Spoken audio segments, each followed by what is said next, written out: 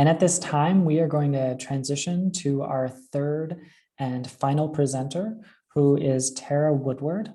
And Tara is a senior at Princeton Theological Seminary, pursuing both a Master's of Divinity and a Master of Arts in Christian Education and Formation. Tara also holds a Master of Arts from Western Theological Seminary in Michigan, which is my home. And the title of Tara's presentation is Reading Rural. Tara, take it away. All right, thanks, Cameron. You visit the land and water it. You drench it abundantly. The river of God is full of water. You establish its grain, for thus you establish it, soaking its furrows and settling its ridges. With showers you melt it. Its sprouting you bless. From Psalm 65, 9-10. I've never seen a bush burn like it does for Moses, but I have seen Nebraska grassland turn golden. Years later, I marvel at how tangible sacred texts are for rural readers of Scripture, how instinctive the connections are between their own agricultural context and that of the Bible. The lived theology of farmers and rural congregations speak towards tangibly constructed theologies of Scripture and in ways that we might not suspect. My paper aims to research the agricultural motifs of Psalm 65 alongside modern agrarianism. What connections are present between sacred texts and a farmer's sense of self, vocation, the divine, and their land and animals? What might we miss in larger conversations of agrarianism and hermeneutics without acknowledging their localized perspectives? There's been a long tradition of agrarian readings of Scripture. And while agrarianism and hermeneutics do connect, the problem is no one's asking farmers how they might connect. For my interviews with 5 farmers, I've found connections between them and their land, animals, and Scripture, as well as disconnections present within hermeneutics and the conceptions of modern agrarianism. How might rural Christianity read Psalm 65? And how do rural readers speak towards these tangibly constructed theologies in a way that might renew interest in the Old Testament?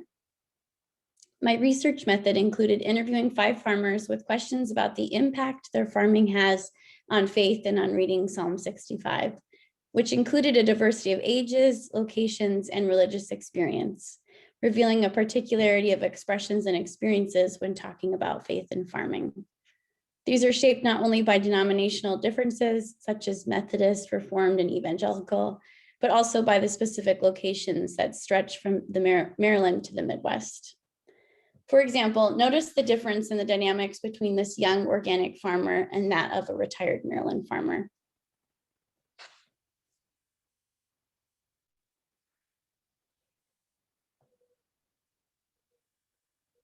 Yeah, but I was still farming too. Yes, but it was more of a hobby. So when we got married, we made the decision together to go into full-time farming and try and make a go at it, try and make it like livable to pay the bills. So for us doing farming full-time, it's now been, 2015, 2016.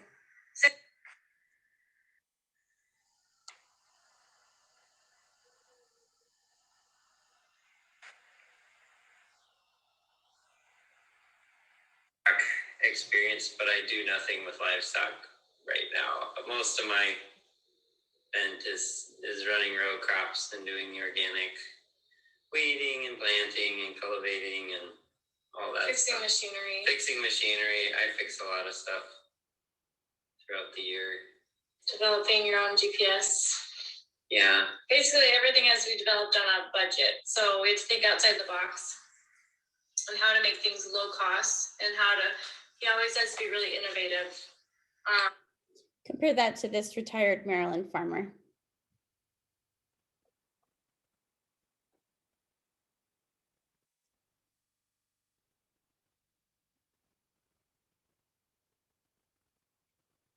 Late said, you know what, I didn't want you to go there.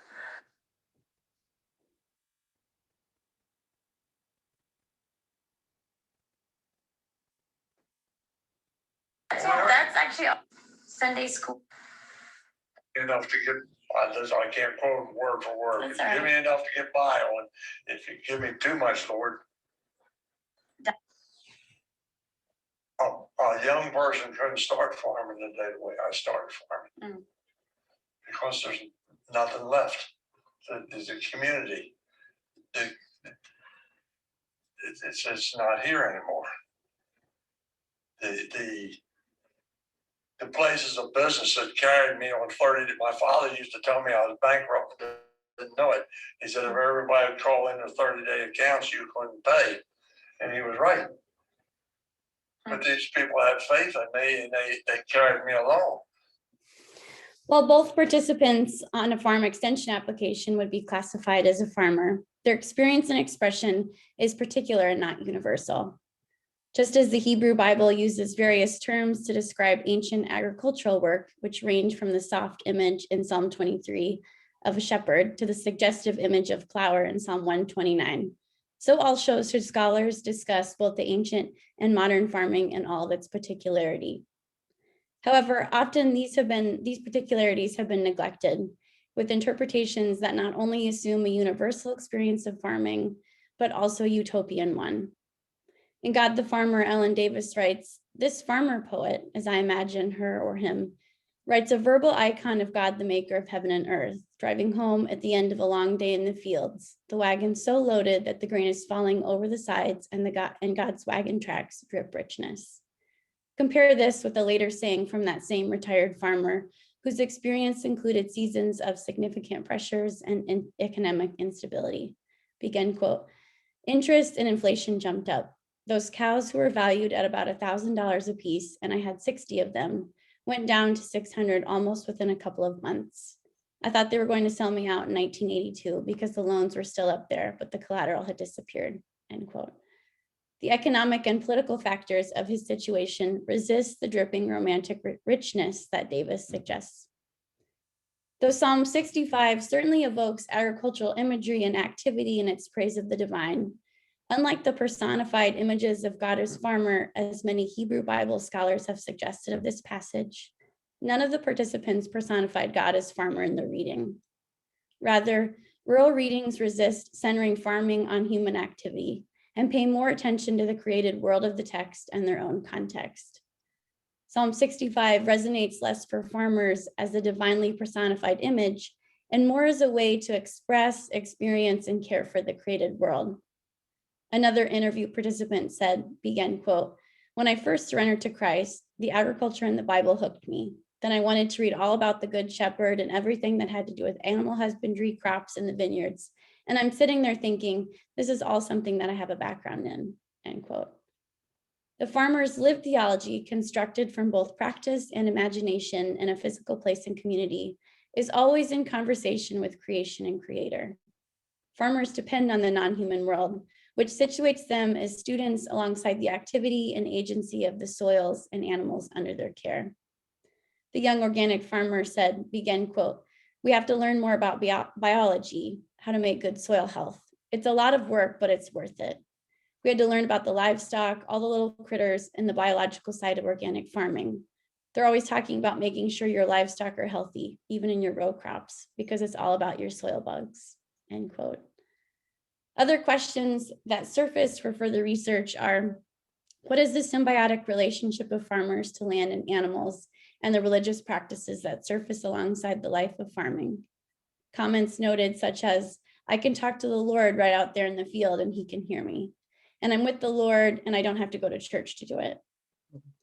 Everybody knows this, it's an occupation of faith. And another said, well, Psalm 65 is a prayer of the farmer. Another question is, how do rural readers use imagination to construct religious practices? The young farmer also said, the soil has to sit there and soak in the moisture. And you could relate that to our Christian walk. I don't know how, but you could. And lastly, how do rural readers tangibly construct doctrines and theological concepts such as creation, providence, and stewardship? To conclude, this interdisciplinary reading of Psalm 65 between scholars and farmers both test and confirm assumptions made when reading the Bible from agricultural perspectives.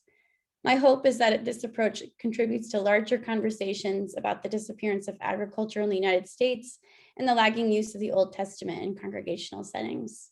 How might listening to and engaging from these perspectives, from both the fields of the Old Testament and the farm, Assist us in constructing rural readings which highlight agricultural motifs.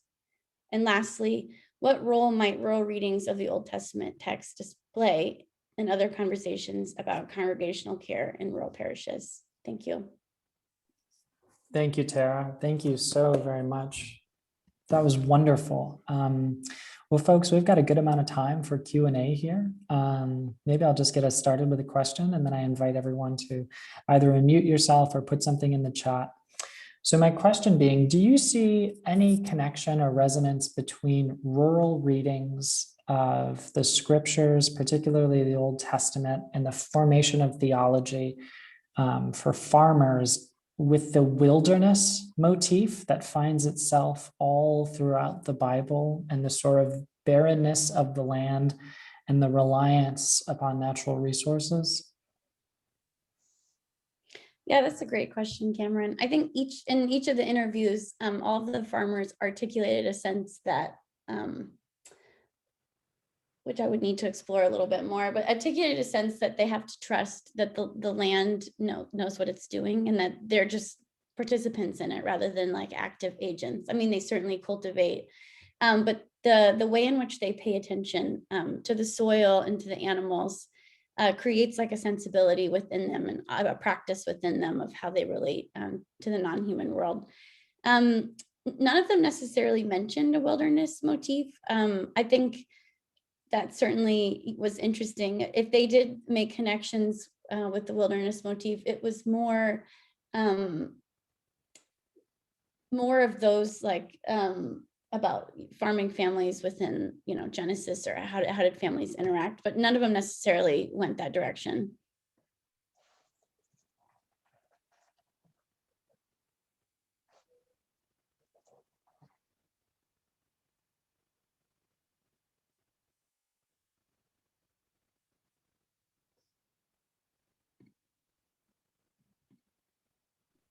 Sam, go right ahead. Sarah, thanks for this very creative and sort of out of the box presentation. Really broad question. Why don't we listen to farmers and what they think when they read scripture? Why is that a disconnect and something that churches and theologians fail to do you think? I don't know, but I suspect that we, I mean, this is a little bit based on my own experience. I suspect that it's actually easy to neglect what's in your backyard. And sometimes we've often, there's like there's a history of tradition of reading a text with, in other locations, but often we've not necessarily looked at the rural location as one that we should situate a text. And I'm not sure if that also comes with, declining use of an agricultural sensibility in the United States. Certainly, I think farmers feel very much of a disconnect or overlooked or often forgotten in other larger conversations about whether it's like political issues or whether even in conversations about congregational life, there just aren't a lot of resources necessarily about how to source and care for rural congregations, and what are the issues and questions that like drive those congregations. So I suspect that it's just because it's not been one that we've paid attention to other voices, but not necessarily that one.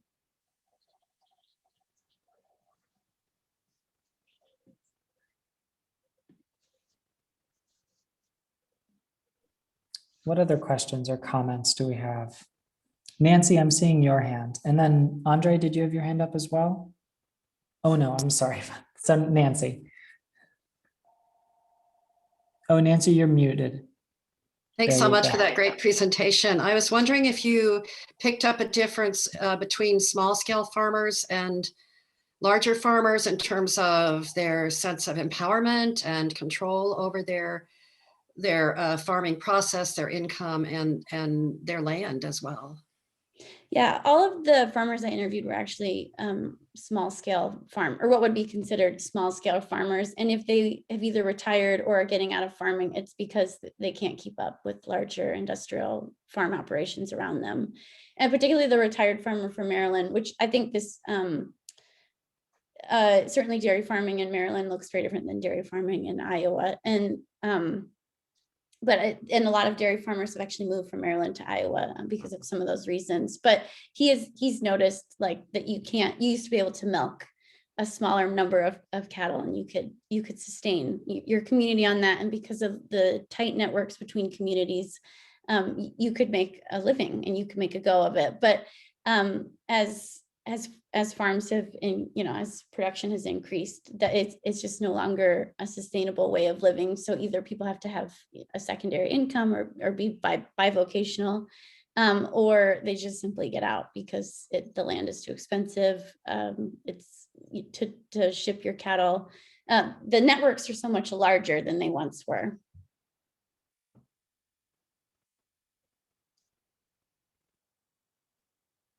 Yeah, thanks for that question. I don't have a question, but I will say I really appreciated this. My dad was a pastor, my mom was a teacher, but when I was born, they brought me home from the hospital to a village of 200 people outside of Hastings, Nebraska. And I grew up in the area, and all my friends, like all their parents were farmers. And I remember when my dad died like 7 years ago, I was reading a lot of grief literature, and it kind of connects in my mind, at least, between your presentation and Katie's, is that I think it was like Elizabeth Kubler-Ross, is that her name? The Stages of Grief. This idea that like farmers have this attachment to land, but they also have this attachment to life and death in ways that other people don't. And I remember the farmers who came to visit my dad when he was on hospice, and even he talked about like their way of being next to his bedside. It was just, there's just something different there. So I really appreciate your work on this. I think it's pretty rad. Thanks. Yeah, there's only so many clips you can include or quotes in a really short presentation, but one of the farmers noted that you're always witnessing life and like the cycles of life and death, and there's not, those two aren't necessarily a contrast. So there's a sense of like cyclical living that we don't have when we live in other contexts.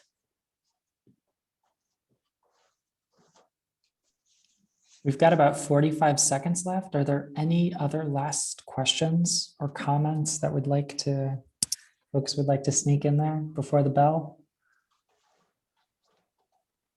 Okay. Well, seeing none, Tara, thank you so very much. One more round of applause for a wonderful presentation.